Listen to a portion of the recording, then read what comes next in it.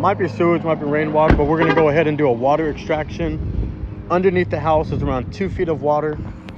We got Plum Guardian out here. We're gonna go ahead and extract up to 500 gallons of water out of this crawl space.